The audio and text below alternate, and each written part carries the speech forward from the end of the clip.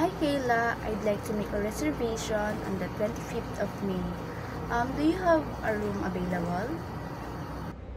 Absolutely. Upon checking out, we have a few rooms available in that day.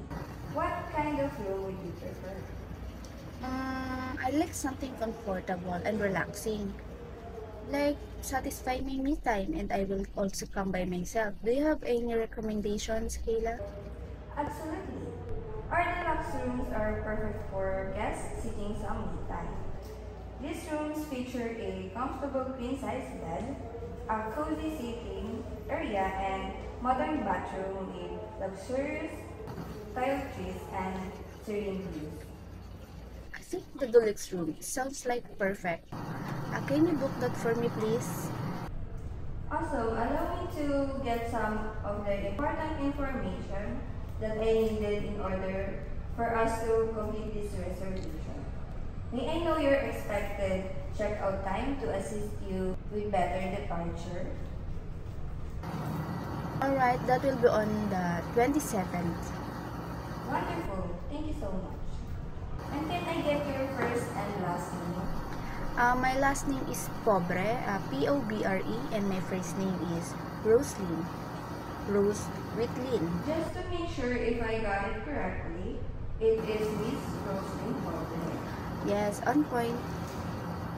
Wonderful. Thank you. Just to make sure I address you correctly, would you prefer if I use first name or your last name? You can call me by my last name, Miss Pobre. That will be done. Alright, Miss Pobre. May I please ask of your citizenship for our records? Definitely a Filipino. Do you have any, do you need my contact information? I can give it to you. Sure. May I have your contact information, please? My cell phone number is 0938-601-8224.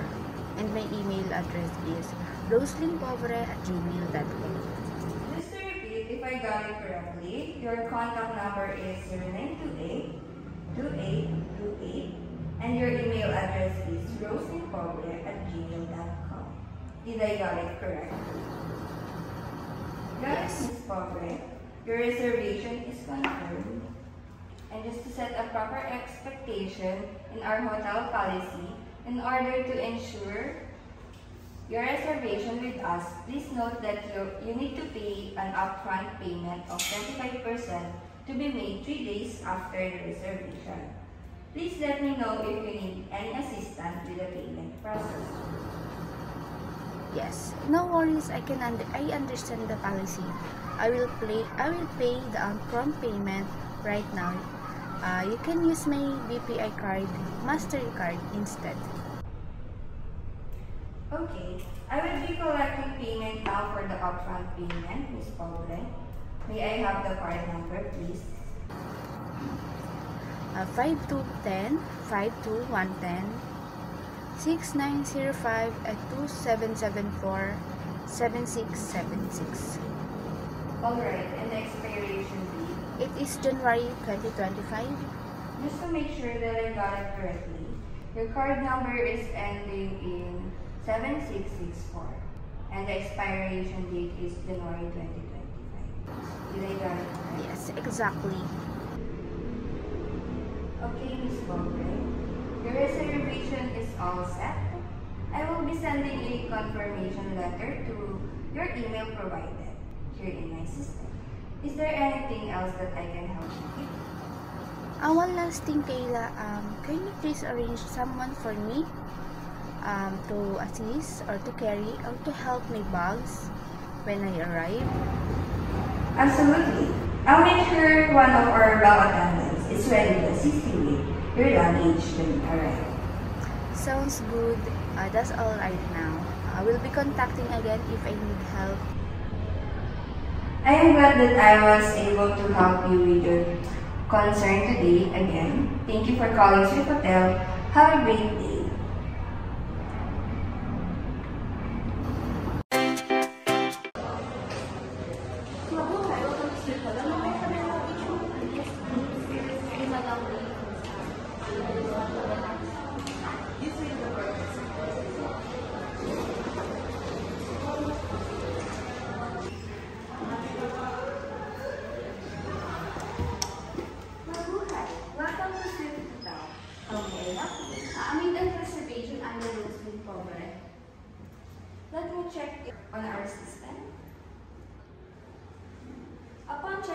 reserved a deluxe room under Miss Pobre, and you have an upfront payment of 2,500. Is that correct? Yes, that's correct. So, for a while, madam, and here's your key card. Your room number is 231, 7th floor, near pool area. If you have a questions or clarification, don't hesitate to call us. Your luggage will be delivered on your room. Thank you. Thank you. Enjoy your stay. Thank you.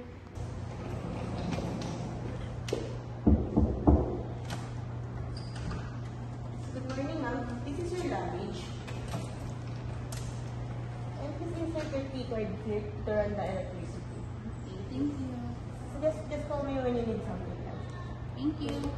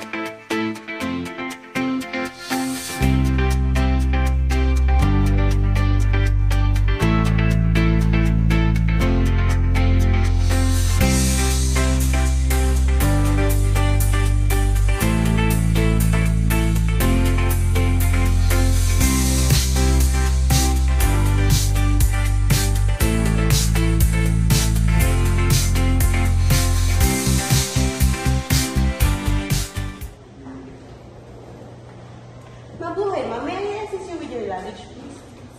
Thank you. Ay, na.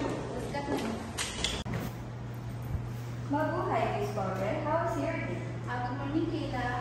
It was very accommodating and highly appreciate your service here. I'm going to settle my bill now. It's good to hear. Thank you. Here's your bill. Would you like to settle your bill through cash or debit card? I will be using my credit card. Sure. Thank you. Miss Barbara, the process will take a minute only. So, thank you. Bear with me.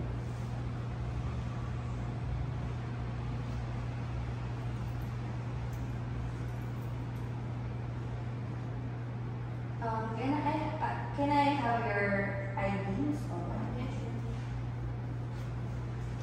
Thank you.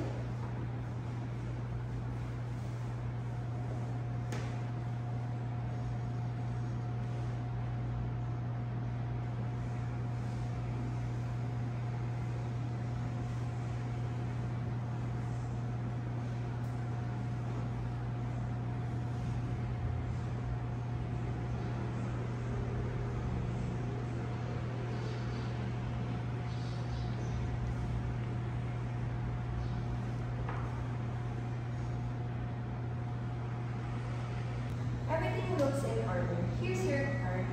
Thank you. Thank you for staying at Swift Hotel. I hope you enjoy your stay. Thank you. Please leave room.